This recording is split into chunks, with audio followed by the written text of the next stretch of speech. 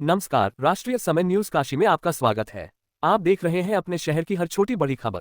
खबरों के क्रम में शुरुआत करेंगे आपके अपने सेगमेंट एक नजर जिले पर से, जिसमें हम आपको हर वक्त उन खबरों से रूबरू कराने का प्रयास करते हैं जिन्हें आपके लिए जानना जरूरी है। तो चलिए करते हैं एक नजर जिले पर की शुरुआत। खबरों की शुरुआत बरसात से करेंगे। सोमवार की पूरी रात हुई मूसलाधार बारिश के बाद मंगलवार को भी रुक रुक कर बारिश का दौर जारी रहा। बारिश ने जनजीवन को काफी हद तक प्रभावित किया। कई इलाकों में जलभराव हुआ, बिजली आपूर्ति प्रभावित हुई और अलग अलग हादसों में लोगों की जान भी गई। तो आइए देखते हैं वाराणसी में बारिश का कहर कैसा रहा। वाराणसी में बारिश आफत बनकर बरसी। महज 12 घंटे में 119.8 मिलीमीटर बारिश ने शहर की रफ्तार थाम दी। कई इलाकों में जलभराव हुआ, सड़कें पानी में डूबी और बिजली आपूर्ति भी प्रभावित हुई। वहीं बारिश के बीच हुए अलग अलग हादसों में 5 लोगों की जान चली गई। पूर्वांचल के ऊपर बने चक्रवाती परिसंचरण के असर से सोमवार रात से मंगलवार सुबह तक वाराणसी में जमकर बारिश हुई। इसके बाद मंगलवार को भी रुक रुक कर बारिश का दौर जारी रहा। लगातार बारिश के चलते शहर के कई इलाकों में पानी भर गया और लोगों को आवागमन में परेशानी का सामना करना पड़ा। मौसम विभाग ने अगले 2 दिनों तक बादलों की आवाजाही के साथ बीच बीच में बारिश और कुछ स्थानों पर तेज बारिश की संभावना जताई है। बारिश के बीच बिजली का कट भी जानलेवा साबित हुआ। सिगरा के काजीपुर खुर्द में बारावफात की सजावट के दौरान कट की चपेट में आने से 45 वर्षीय सलीमुद्दीन उर्फ पप्पू और उनके 17 वर्षीय बेटे अनस की मौत हो गई। बताया गया कि बेटे को बचाने की कोशिश में पिता भी कट की चपेट में आ गए। वहीं चेतगंज के कालीमहल तिराहे पर वाटर कूलर में उतरे कट की चपेट में आने से 50 वर्षीय नीलकी मोदनवाल की मौत हो गई। हादसे में 2 अन्य लोग भी झुलस गए। उधर मंडुवाड़ी के चांदपुर औद्योगिक क्षेत्र में बारिश के चलते जर्जर दीवार की नींव में पानी घुस गया। मंगलवार सुबह करीब 6:30 बजे करीब 12 फीट ऊंची दीवार भरभराकर गिर गई।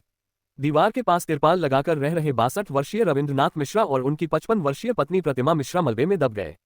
दोनों की मौत हो गई। बारिश ने वाराणसी में सिर्फ सड़कों और गलियों की रफ्तार ही नहीं रोकी, बल्कि 5 परिवारों की खुशियां भी छीन ली। जलभराव, बिजली संकट और हादसों के बीच बारिश ने शहर को गहरे जख्म दिए हैं। मौसम का मिजाज अभी पूरी तरह थमा नहीं है। बुधवार की सुबह तक बरसात का दौर जारी रहा। ऐसे में प्रशासन के सामने लोगों की सुरक्षा सबसे बड़ी चुनौती बनी हुई है।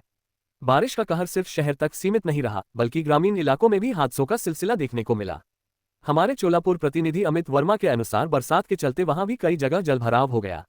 बरसात के कारण हादसे भी हुए, जिसमें चोलापुर के गोसाईपुर मोहाव गांव में मंगलवार सुबह बारिश के दौरान घर के सामने टीन शेड के नीचे बैठी 55 वर्षीय किरण मिश्रा के सिर पर अचानक छज्जे की ईंट गिर गई। गंभीर हालत में परिजन उन्हें पंडित दीनदयाल उपाध्याय अस्पताल लेकर पहुंचे, लेकिन चिकित्सकों ने उन्हें मृत घोषित कर दिया। बताया जा रहा है कि पुराना छज्जा बारिश के दौरान कमजोर होकर गिरा। वहीं चोलापुर के रूपचंदपुर गांव में मंगलवार भोर बारिश के दौरान 24 वर्षीय विनय यादव की आकाशीय बिजली की चपेट में आने से मौत हो गई। विनय घर की दूसरी मंजिल पर एक कमरे में सो रहे थे। सुबह उनकी मां उन्हें जगाने पहुंची तो वह मृत मिले। घटना के बाद परिवार में कोहराम मच गया। वाराणसी के सीर गोवर्धनपुर में सोमवार देर रात से हो रही मूसलाधार बारिश के बीच मंगलवार भोर करीब 5 बजे एक कच्चा मकान अचानक भरभराकर गिर गया। हादसे में रामजी और उनकी पत्नी निर्मला गंभीर रूप से घायल हो गए, जबकि बेटी विक्की और बेटे मदन को भी चोटें आईं। पड़ोसियों ने घायलों को बाहर निकालकर अस्पताल पहुंचाया। हादसे में मलबे में दबकर एक बकरी और सड़क के 2 कुत्तों की भी मौत हो गई। वाराणसी के दुर्गाकुंड स्थित सेनापति बनकटी हनुमान मंदिर में बारिश के साथ सीवा का पानी गर्भगृह तक पहुंच गया। मंगलवार होने के कारण मंदिर में श्रद्धालुओं की भारी भीड़ थी, लेकिन मंदिर परिसर में गंदा पानी भरने से पुजारी को सुबह की आरती पूजा करने में भी परेशानी हुई। श्रद्धालुओं को इसी गंदे पानी में खड़े होकर दर्शन पूजन करना पड़ा। वाराणसी के जेतपुरा थाना क्षेत्र के पिली कोठी इलाके में देर रात सैकड़ों वर्ष पुराना पाकड़ का पेड़ अचानक सड़क पर धराशायी हो गया। पेड़ गिरते ही सड़क पर वाहनों की लंबी कतार लग गई और यातायात प्रभावित हो गया। गनीमत रही कि हादसे में कोई हताहत नहीं हुआ। पेड़ गिरने की सूचना मिलते ही स्थानीय लोगों ने नगर निगम के अधिकारियों को जानकारी दी। सूचना पर नगर निगम के उद्यान विभाग की टीम मौके पर पहुंची और मशीनों की मदद से पेड़ की डालियों को काटकर सड़क से हटाया। बारिश के बाद उत्पन्न संकट, जल भराव, पेड़ आदि गिरने की घटनाओं के बाद निगम का सुपर एक्शन में नजर आया। दावा है कि अधिकांश जगह 1.5 घंटे में जलजमाव खत्म हो गया। वाराणसी में रात भर हुई मूसलाधार बारिश और तेज हवाओं के बाद कई इलाकों में जलजमाव हुआ और पेड़ गिरने से रास्ते बाधित हुए। हालात संभालने के लिए महापौर अशोक कुमार तिवारी और नगर आयुक्त हिमांशु नागपाल खुद मैदान में उतरे। नगर निगम की टीमों ने बारिश रुकने के बाद करीब 1.5 घंटे में अधिकांश इलाकों से पानी निकालकर यातायात बहाल कराया। भारी बारिश में 11 प्रमुख मार्गों पर पेड़ गिर गए थे। सुंदरपुर, सुसुवाही, आदमपुर, लक्ष्मी मंदिर और आशापुर समेत कई स्थानों पर निगम की टीमों ने पेड़ों को काटकर रास्ता साफ कराया। वहीं महापौर ने जलकल विभाग के अधिकारियों के साथ रविंद्रपुरी समेत प्रमुख इलाकों में जल निकासी का जायजा लिया। नगर आयुक्त ने कचहरी, नदेसर, सिगरा, रथयात्रा, भेलूपुर से बीएचयू गेट तक निरीक्षण किया और कई जगह नालियों व गली पिट्स में जमा सिल्ट और कचरा खुद खड़े होकर साफ कराया। फिलहाल नगर निगम की टीमें संवेदनशील इलाकों पर लगातार नजर बनाए हुए हैं। वाराणसी के फूलपुर थाना क्षेत्र के बरवा स्थित उत्तरा फीड्स फैक्ट्री में सोमवार देर रात तेज बारिश के बीच आकाशीय बिजली गिरने से जोरदार धमाका हुआ। बिजली गिरने से फैक्ट्री की पश्चिमी तरफ करीब 100 फीट लंबी बाउंड्री भरभराकर गिर गई। तेज धमाके की आवाज सुनकर फैक्ट्री में काम कर रहे दर्जनों श्रमिकों में दहशत फैल गई। परिसर में बने आवासीय कमरों में रह रहे कर्मचारी और उनके परिजन भी घबरा गए। हालांकि गनीमत रही कि हादसे में किसी के हताहत होने की सूचना नहीं है। फैक्ट्री प्रबंधन के मुताबिक बाउंड्री के अलावा किसी अन्य हिस्से में नुकसान नहीं हुआ। ससुराल पहुंचे चंद्रमौलीश्वर, हर हर महादेव से गूंजा सारनाथ। काशी के बाबा विश्वनाथ मंगलवार शाम चंद्रमौलीश्वर स्वरूप में सपरिवार अपने ससुराल सारनाथ पहुंचे। संकट मोचन मंदिर से निकली पालकी यात्रा में महादेव की गोद में प्रथमेश और साथ में माता पार्वती विराजमान थी। 51 डमरुओं की गूंज और हर हर महादेव के जयघोष से पूरा बौद्ध परिपथ भक्तिमय हो उठा। पालकी म्यूजियम मार्ग, श्रेयांशनाथ जन्मस्थली और चाइना मंदिर होते हुए मूलगंध कुटी विहार पहुंची। सारंगनाथ मंदिर में बाबा का परंपरागत स्वागत किया गया और प्रदोष काल में उन्हें झूले पर विराजमान कर 501 पार्थिव शिवलिंगों का महाभिषेक किया गया। काशी से लाई गई नक्काशीदार पालकी इस आयोजन का खास आकर्षण रही। सारनाथ की धरती पर सनातन, जैन और बौद्ध परंपराओं का यह अनोखा संगम श्रद्धालुओं के लिए यादगार बन गया। खबरों के क्रम में हम आपको बताते हैं कि त्योहारों पर वाराणसी पुलिस का सुरक्षा एवं शांति व्यवस्था बनाए रखने के लिए क्या है पूरा प्लान और इसके लिए किस तरह से उन्होंने चक्रमण कर फूल प्रूफ योजना तैयार की। श्रावण शोभायात्रा, जलाभिषेक, रक्षाबंधन, पूर्णिमा और बारावफात समेत आगामी त्योहारों को लेकर वाराणसी कमिश्नरेट पुलिस ने सुरक्षा और यातायात का मेगा प्लान तैयार किया है। अपर पुलिस आयुक्त कानून व्यवस्था एवं मुख्यालय शिवहरी मीना ने पुलिस उपायुक्त काशी गौरव बसवाल, अपर पुलिस उपायुक्त काशी वैभव बांगर, एसीपी भेलूपुर गौरव कुमार और एसीपी दशाश्वमेध अतुल अंजन त्रिपाठी समेत भारी पुलिस बल के साथ बारावफात जुलूस के रूट का निरीक्षण किया। अधिकारियों ने ब्रॉडवे तिराहा, रेवड़ी तालाब, गोदौलिया, रामापुरा, श्री काशी विश्वनाथ मंदिर और मदागिन समेत प्रमुख स्थानों का जायजा लिया। संकरे और संवेदनशील इलाकों में बैरिकेडिंग, पर्याप्त फोर्स और भीड़ नियंत्रण की व्यवस्था समय से पूरी करने के निर्देश दिए गए।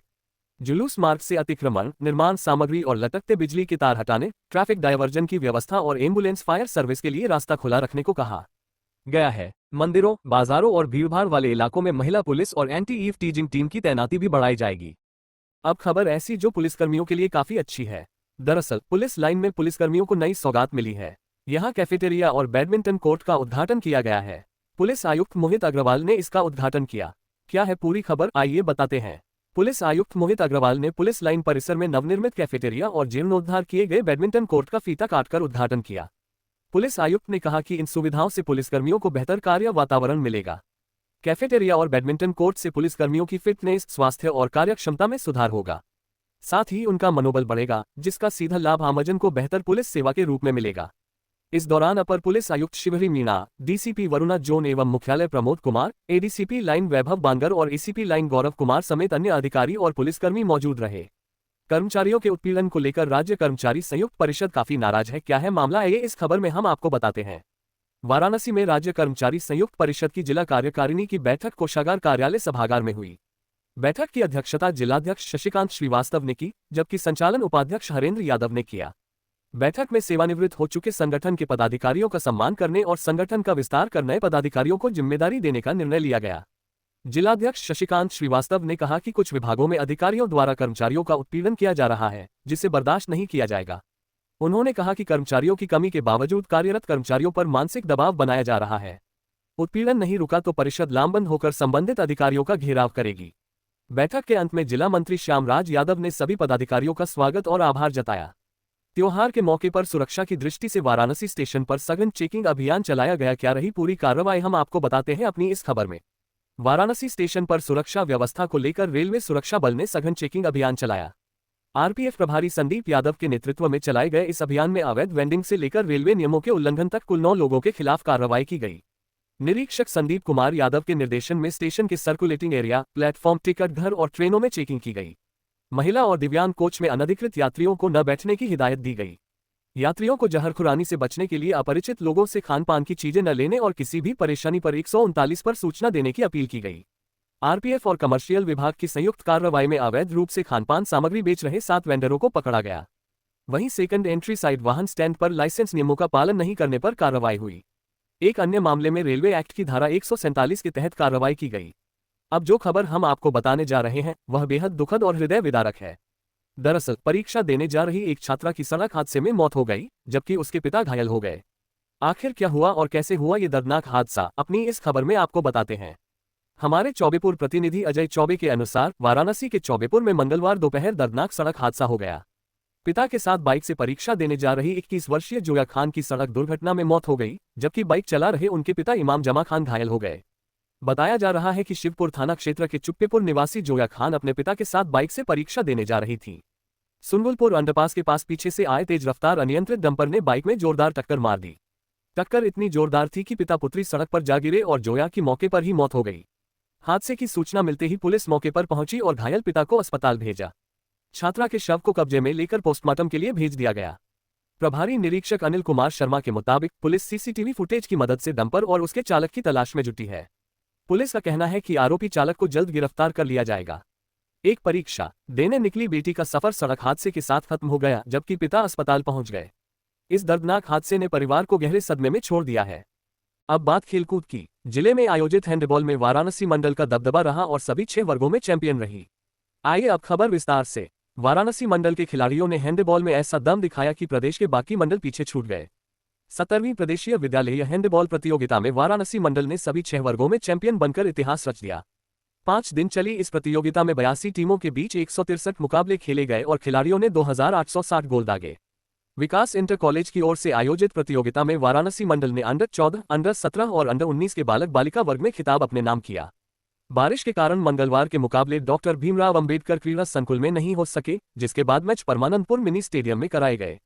अंडर 14 बालिका फाइनल में वाराणसी ने अयोध्या को 15-7 और बालक वर्ग में 6-3 से हराया। अंडर 17 में बालिका वर्ग में 10-4 और बालक वर्ग में रोमांचक मुकाबले में 10-8 से जीत दर्ज की। अंडर 19 बालिका वर्ग में वाराणसी ने अयोध्या को 6-4 जबकि बालक वर्ग में आजमगढ़ को 5-2 से हराकर ट्रॉफी पर कब्जा किया। वाराणसी मंडल की तीनों टीमों के कोच प्रवीण कुमार रहे। समापन समारोह में राज्य मंत्री हंसराज विश्वकर्मा ने विजेता खिलाड़ियों को ट्रॉफी और पदक प्रदान किए। समारोह में संयुक्त शिक्षा निदेशक दिनेश सिंह, डीआईओएस वाराणसी भोलेंद्र प्रताप सिंह समेत कई अधिकारी मौजूद रहे। वाराणसी मंडल की इस शानदार जीत ने साबित कर दिया कि हैंडबॉल के मैदान पर काशी के खिलाड़ियों का दमखम पूरे प्रदेश में सबसे आगे है। खबर अब धर्म कर्म से जुड़ी। दशाश्वमेध घाट पर मां गंगा का भव्य हरियाली और झूला श्रृंगार सावन के मौके पर किया गया। वाराणसी के दशाश्वमेध घाट पर मंगलवार को गंगोत्री सेवा समिति की ओर से मां गंगा का भव्य हरियाली एवं झूला श्रृंगार किया गया। वैदिक मंत्रोच्चार के बीच विधि विधान से पूजन अर्चन के बाद मां गंगा का फूलों, फलों और हरियाली से आकर्षक श्रृंगार किया गया। विशेष रूप से सजाए गए झूले पर मां गंगा का मनोहारी स्वरूप श्रद्धालुओं के आकर्षण का केंद्र रहा। इसके बाद शंखनाद, घंटियों और मंत्रोच्चार के बीच भव्य गंगा आरती हुई। घाट पर मौजूद श्रद्धालुओं ने मां गंगा के दर्शन कर पुष्प अर्पित किए और परिवार की सुख समृद्धि की कामना की। समिति के पदाधिकारियों ने बताया कि आयोजन का उद्देश्य धार्मिक परंपराओं को जीवंत रखने के साथ स्वच्छता, हरियाली और पर्यावरण संरक्षण का संदेश देना है। प्राकृतिक वस्तुओं से किए गए श्रृंगार के जरिए लोगों को प्रकृति और मां गंगा के संरक्षण के प्रति जागरूक करने का प्रयास किया गया। वाराणसी में चालिया महोत्सव के समापन पर पूज्य झूलेलाल भक्त सेवा समिति की ओर से भगवान झूलेलाल जी की भव्य शोभायात्रा निकाली गई। लक्सा स्थित झूलेलाल मंदिर से शुरू हुई यात्रा गिरजाघर, गोदौलिया और दशाश्वमेध होते हुए राजेंद्र प्रसाद घाट पहुंची। यात्रा से पहले मंदिर में भगवान झूलेलाल जी और हिंगलाज माता की प्रतिमा के समक्ष दीपदान और पल्लव प्रार्थना की गई। इसके बाद सिंधी समाज के प्रमुख जयप्रकाश बालानी ने ध्वजा उठाकर शोभायात्रा का शुभारंभ किया। शोभायात्रा में सिंधी समाज की महिलाओं ने भजन और पारंपरिक डोकला नृत्य प्रस्तुत किया। घाट पर भगवान झूलेलाल जी के छायाचित्र की आरती और मां गंगा का पूजन हुआ। अंत में श्रद्धालुओं को सिंधी व्यंजन दाल पकवान, साई भाजी और सिंधी कढ़ी प्रसाद के रूप में वितरित की गई। आयोजन में जेपी बालानी, अनिल शर्मा, रोहित बलानी, गोपाल सचदेवा, सतीश छाबड़ा, चंद्रा सचदेवा, वासुदेव नागवानी, मुस्कान शर्मा, अमृता अठवानी समेत सिंधी समाज के लोगों का विशेष सहयोग रहा। शोभा यात्रा का स्वागत जगह जगह पुष्प वर्षा के साथ दशाश्वमेध व्यापार मंडल के अध्यक्ष सुरेश तुलस्यान, दीपक वासवानी, भगवान दास जजानी, मन्नू जसवानी एवं समस्त पदाधिकारियों ने किया। घाट पर भगवान झूलेलाल जी के छायाचित्र की भव्य आरती की गई एवं मां गंगा का पूजन किया गया। अंत में सभी भक्तों में सिंधी व्यंजन दाल पकवान, साई भाजी और सिंधी कढ़ी प्रसाद स्वरूप वितरित किया गया। शोभा यात्रा में जेपी बालानी, अनिल शर्मा, रोहित बलानी, गोपाल सचदेवा, सतीश छाबड़ा, चंद्रा सचदेवा, वासुदेव नागवानी, मुस्कान शर्मा, अमृता अठवानी, भावना, देवानंद, मोनिका, कृष्णा होतवानी, घनश्याम लालवानी, रिया लालवानी आदि ने अपना विशेष सहयोग दिया। वाराणसी के कलेक्टरी फार्म स्थित कृषि भवन सभागार में मंगलवार को 22 नवनियुक्त कृषि प्राविधिक सहायकों को नियुक्ति पत्र वितरित किए गए। लोक सेवा आयोग लखनऊ से चयनित अधीनस्थ कृषि सेवा वर्ग 3 के इन अभ्यर्थियों को जिला पंचायत अध्यक्ष पूनम मौर्य ने नियुक्ति पत्र सौंपे। इस दौरान जिला पंचायत अध्यक्ष ने सभी नवनियुक्त कर्मचारियों को शुभकामनाएं दी और कहा कि केंद्र और राज्य सरकार की कृषि योजनाओं का लाभ किसानों तक बेहतर तरीके से पहुंचाने में अपनी भूमिका निभाएं। उन्होंने किसानों को आधुनिक तकनीक अपनाने के लिए प्रोत्साहित करने पर भी जोर दिया। कार्यक्रम में संयुक्त कृषि निदेशक शैलेंद्र कुमार, जिला कृषि अधिकारी संगम सिंह, पंकज श्रीवास्तव समेत अन्य अधिकारी मौजूद रहे। वाराणसी के डीएवी पीजी कॉलेज में स्व पीएन सिंह यादव की 22वीं पुण्यतिथि पर संगोष्ठी आयोजित हुई। भाजपा संसदीय बोर्ड की सदस्य एवं पूर्व सांसद डॉक्टर सुधा यादव ने उन्हें सामाजिक न्याय का महान योद्धा बताते हुए श्रद्धांजलि दी। उन्होंने कहा कि पीएन सिंह यादव ने शिक्षा के माध्यम से पिछड़ों और वंचितों को बराबरी का अधिकार दिलाने की लड़ाई लड़ी। सामाजिक न्याय की शुरुआत स्वयं से करने और बिना भेदभाव जरूरतमंदों की मदद करने पर जोर दिया। इससे पहले अतिथियों ने उनके तैलचित्र पर पुष्पांजलि अर्पित की। डॉक्टर सुधा यादव ने कॉलेज में उनकी प्रतिमा न होने पर खेद जताते हुए भविष्य में भव्य प्रतिमा स्थापित होने की उम्मीद जताई। कार्यक्रम में प्रबंधक अजीत कुमार सिंह यादव, शिक्षक, कर्मचारी और छात्र छात्राएं मौजूद रहे। वाराणसी के बीएलडब्ल्यू कर्मचारी क्लब में श्री विश्वकर्मा सभा के नवनियुक्त कार्यवाहक अध्यक्ष सोमनाथ विश्वकर्मा का भव्य अभिनंदन हुआ। राज्य मंत्री एवं मुख्य संरक्षक हंसराज विश्वकर्मा और ललित कला बोर्ड के चेयरमैन डॉक्टर सुनील विश्वकर्मा ने माल्यार्पण कर बधाई दी। सोमनाथ विश्वकर्मा ने संगठन को मजबूत करने और मुख्यमंत्री योगी आदित्यनाथ से मिलकर समस्याओं के समाधान का प्रयास करने की बात कही। कार्यक्रम में अनिल शर्मा, राजकुमार विश्वकर्मा, युगल किशोर विश्वकर्मा, चंद्रकला विश्वकर्मा, रीना विश्वकर्मा, अनिल विश्वकर्मा, नित्यानंद विश्वकर्मा, कन्हैया लाल शर्मा, संतोष विश्वकर्मा, जयराम विश्वकर्मा, अंजनी विश्वकर्मा, पूर्व पार्षद पूनम विश्वकर्मा, बिजजू विश्वकर्मा, वेंकटेश विश्वकर्मा और कृष्ण कुमार विश्वकर्मा समेत पदाधिकारी व सदस्य मौजूद रहे। वाराणसी के संपूर्णानंद संस्कृत विश्वविद्यालय में राष्ट्रभाव और देशभक्ति की भावना को मजबूत करने के लिए प्रतिदिन तिरंगा यात्रा निकाली जा रही है। साहित्य संस्कृति संकाय प्रमुख एवं मुख्य छात्रावास वार्डन प्रो दिनेश कुमार गर्ग के नेतृत्व में यात्रा विश्वविद्यालय परिसर से शुरू होकर लहुराबीर स्थित अमर शहीद चंद्रशेखर आजाद की प्रतिमा तक पहुंचती है। यात्रा में एनसीसी कैडेट्स, एनएसएस स्वयंसेवक और स्काउट गाइड के विद्यार्थी हाथों में तिरंगा लेकर अनुशासन के साथ शामिल हो रहे हैं। भारत माता की जय के जयघोष से पूरा मार्ग राष्ट्रभाव से गूंज उठता है। प्रो दिनेश कुमार गर्ग ने कहा कि तिरंगा भारत की अस्मिता, गौरव, एकता और संप्रभुता का प्रतीक है। इस यात्रा का उद्देश्य युवाओं में राष्ट्र के प्रति कर्तव्य, अनुशासन और समर्पण की भावना को मजबूत करना है। यात्रा में डॉक्टर विजेंद्र आर्य, डॉक्टर रविशंकर पांडेय और डॉक्टर नितिन कुमार आर्य समेत शिक्षक, अधिकारी, कर्मचारी और विद्यार्थी शामिल हो रहे हैं। वाराणसी के अर्दली बाजार स्थित सपा कार्यालय में सामाजिक न्याय के पुरोधा बीपी मंडल की जयंती मनाई गई। जिलाध्यक्ष सुजीत यादव लक्कड़ की अध्यक्षता और जिला प्रवक्ता संतोष यादव बबलू एडवोकेट के संचालन में हुई गोष्ठी में वक्ताओं ने उनके योगदान को याद किया और भारत रत्न देने की मांग की। डॉक्टर उमाशंकर सिंह यादव, रीबू श्रीवास्तव, अखिलेश यादव, आकाश मौर्य, सदानंद कन्नौजिया, आनंद यादव, धर्मवीर पटेल, रामकुमार यादव, शिव प्रसाद गौतम, विजय टाटा, राजेंद्र प्रसाद, विनोद पटेल, वंशनारायण सेठ, जितेंद्र पटेल, विनोद शुक्ला, राजू यादव और संजय पटेल ने विचार रखे। नेताओं ने बीपी मंडल के चित्र पर पुष्प अर्पित कर सामाजिक न्याय की लड़ाई को आगे बढ़ाने का संकल्प लिया। वाराणसी में विश्वेश्वरगंज भैरवनाथ व्यापार मंडल अध्यक्ष प्रतीक कुमार गुप्ता के नेतृत्व में चीनी व्यापारियों ने एडीएम आपूर्ति अमित कुमार भारतीय से मुलाकात की। प्रतीक कुमार गुप्ता ने बताया कि मंडी में चीनी की पर्याप्त मात्रा है और आम जनता को घबराने की जरूरत नहीं है। अविनाश कुमार झा, अर्चना मिश्रा को पोर्टल संबंधी समस्याओं के समाधान के लिए हेल्पलाइन की जिम्मेदारी दी गई। बैठक में अलखनाथ गोस्वामी, राजेश श्रीवास्तव, पंकज अग्रवाल, मनोज कपूर, शशांक साहू, बबलू जायसवाल, संतोष जायसवाल, ब्रिजमोहन पाठक, राजकुमार जायसवाल, लल्लू चीनीवाले, प्रिंस गुप्ता, राजू गुप्ता, भरत लाल गुप्ता, अमित गुप्ता, राजकिशोर, राजेश गुप्ता और गणेश सेठ समेत व्यापारी मौजूद रहे।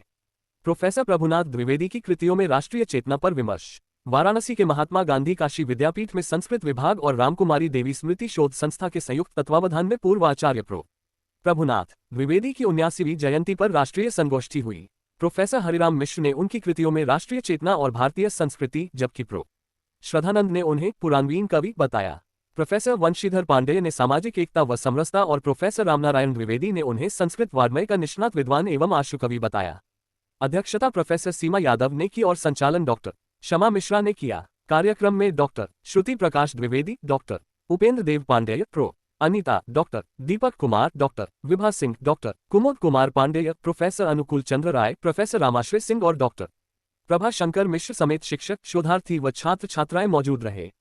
वाराणसी के महात्मा गांधी काशी विद्यापीठ के हर प्रसाद गुप्त इंक्यूबेशन फाउंडेशन की ओर से हैप्पी लाइफ टेक्नोसॉफ्ट प्राइवेट लिमिटेड में इंटर्नशिप पूरी करने वाले एमबीए के 20 छात्र छात्राओं को प्रमाण पत्र वितरित किए गए। फाउंडेशन निदेशक प्रो मोहम्मद आरिफ ने कहा कि इंटर्नशिप विद्यार्थियों को पढ़ाई के साथ उद्योग जगत का व्यावहारिक अनुभव और रोजगारपरक कौशल देती है। कंपनी निदेशक संदीप कुमार ने कहा कि विश्वविद्यालय और स्टार्टअप के सहयोग से विद्यार्थियों को इंडस्ट्री एक्सपोजर और करियर के बेहतर अवसर मिलते हैं। इंटर्नशिप के दौरान विद्यार्थियों ने मानव संसाधन, विपणन, रिसर्च, टीम वर्क और पेशेवर संचार जैसे क्षेत्रों में व्यावहारिक अनुभव हासिल किया। इसे विश्वविद्यालय और कंपनी के बीच स्टार्टअप शिक्षा सहयोग की दिशा में महत्वपूर्ण उपलब्धि बताया गया। महात्मा गांधी काशी विद्यापीठ में बीपीएड और एमपीएड प्रवेश के लिए शारीरिक दक्षता परीक्षा 31 अगस्त से 3 सितंबर तक होगी। बीपीएड की परीक्षा 31 अगस्त को अनुक्रमांक 26,40,11,001 से 26,40,11,140 और 1 सितंबर को 26,40,11,141 से 26,40,11,279 तक होगी। एमपीएड की परीक्षा 2 सितंबर को 26,40,21,001 से 26,40,21,144 और 3 सितंबर को 26,40,21,145 से 26,40,21,287 तक के अभ्यर्थियों की होगी। काशी विद्यापीठ के मंच कला विभाग में पीएचडी प्रवेश के लिए चयनित अभ्यर्थियों को शोध प्रारूप जमा करना होगा। इसकी अंतिम तिथि 15 सितंबर 2026 तय की गई है। अभ्यर्थियों को शोध प्रारूप की 2 प्रतियां, सॉफ्ट कॉपी और पीपीटी सहित 1 प्रति विभाग में जमा करनी होगी। काशी विद्यापीठ के एनटीपीसी परिसर शक्तिनगर में संचालित पाठ्यक्रमों में सत्र 2026-27 के प्रवेश के लिए ऑनलाइन आवेदन की अंतिम तिथि बढ़ा दी गई है। अभ्यर्थी अब 31 अगस्त 2026 तक समर्थ पोर्टल के माध्यम से ऑनलाइन आवेदन कर सकते हैं। राष्ट्रीय समय न्यूज काशी की खबरों में आज इतना ही। नई ताज़ा तरीन खबरों के साथ हम फिर मिलेंगे, तब तक के लिए नमस्कार।